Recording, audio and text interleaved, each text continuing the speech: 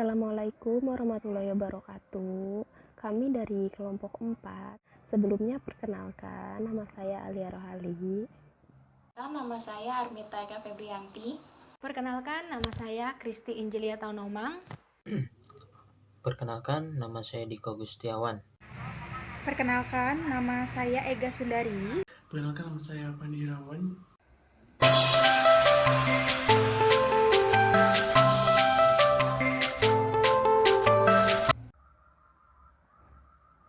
Pengertian serikat pekerja adalah asosiasi para buruh yang bersifat sukarela, berkesinambungan, dan memiliki tujuan jangka panjang untuk melindungi para anggotanya dalam hubungan kerja maupun meningkatkan taraf hidup mereka.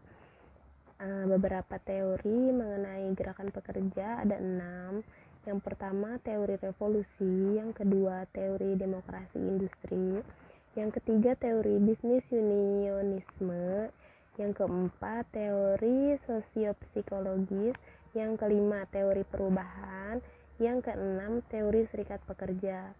Nah, teori serikat pekerja ini dibagi lagi menjadi 5 teori. Yang pertama itu teori kemakmuran umum. Yang kedua, teori labor marketing. Yang ketiga, teori produktivitas. Yang keempat, teori bargaining. Yang kelima, oposisi loyal terhadap manajemen.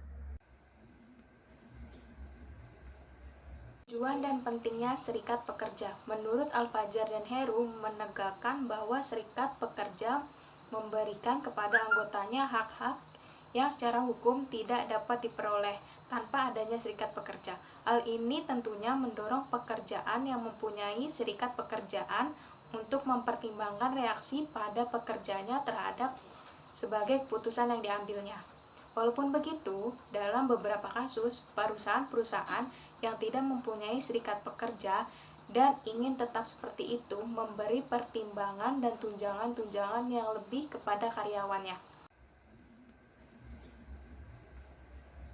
Saya akan membahas materi tentang perkembangan tanggung jawab dan wewenang serikat pekerja.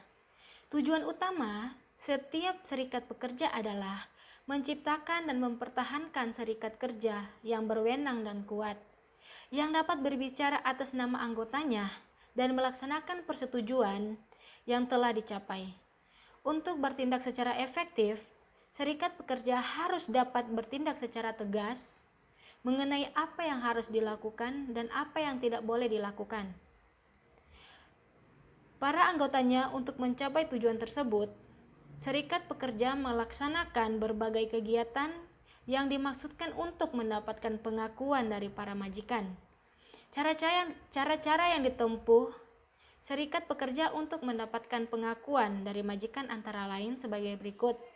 Yang pertama, melarang para anggotanya untuk bekerja dan memberi bantuan finansial kepada anggotanya yang sedang mengadakan pemogokan. Yang kedua, serikat pekerja juga mengambil tindakan-tindakan yang bertujuan menciptakan disiplin. Disiplin di kalangan anggotanya, misalnya untuk anggota yang membangkang, yang menentang politik atau kebijaksanaan serikat pekerja atau dianggap membahayakan efektivitas serta pekerja sebagai wakil pekerja dikarenakan tindakan indisipliner yang hukumannya dapat berupa skorsing atau pemecatan sebagai anggotanya. Ini saya akan menjelaskan tentang Serikat Pekerja Seluruh Indonesia atau bisa disebut dengan SPSI. SPSI sendiri adalah suatu organisasi serikat swasta di Indonesia yang diakui pemerintah sejak Kongres SPSI kedua, yaitu tanggal 26 sampai 30 November 1985 di Jakarta. Organisasi ini semula bernama Federasi Buruh Seluruh Indonesia atau bisa disingkat dengan PBSI yang beranggotakan lebih dari 1 juta orang di seluruh pelosok tanah air. Sejak tanggal 20 Mei 1908 dengan berdirinya Persatuan Buruh Kereta Api dan Tram, sekaligus bertepatan dengan berdirinya Budi Utomo, tumbuh kesadaran berorganisasi yang semakin tinggi dan meluas dan muncullah beberapa perserikatan buruh di Indonesia. Contohnya seperti Perserikatan Buruh Hindia Belanda, Serikat Pegawai Pekerja Umum, dan banyak lagi yang lainnya. Organisasi semacam ini memiliki tujuan yang sama, bersifat sosial ekonomis, untuk meningkatkan kesejahteraan anggotanya. Upaya untuk mempersatukan Serikat Buruh telah dimulai pada tahun 1919 dengan ditandai adanya Kongres Perserikatan Pegawai Bumi Putra atau disingkat dengan PPBP. Tetapi karena adanya perbedaan dan pandangan malah mengakibatkan perpecahan itu sendiri. Di sini saya akan coba menjelaskan dasar hukum pendirian Serikat Kerja. Pendirian Serikat Kerja memiliki dasar-dasar hukum sebagai berikut. Yang pertama, Undang-Undang Dasar 1945 Pasal 27. Yang kedua, Undang-Undang Nomor 14 Tahun 1969 tentang ketentuan pokok mengenai tenaga kerja.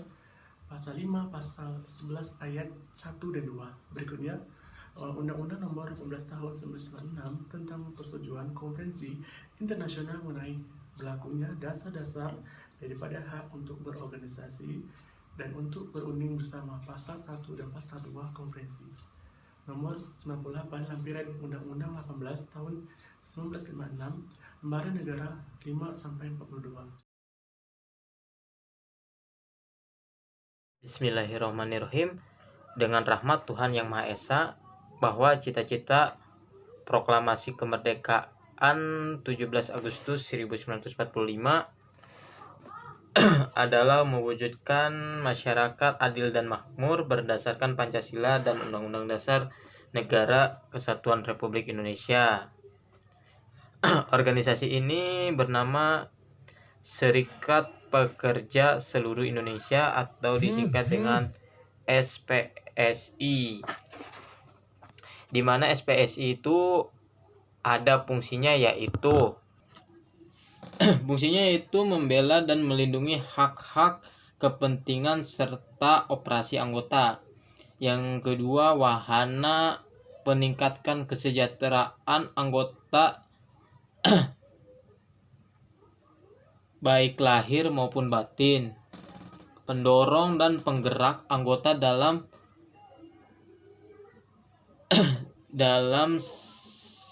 menyukseskan program pembangunan, khususnya pembangunan ekonomi,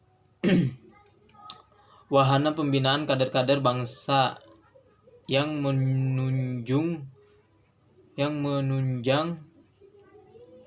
pembangunan nasional.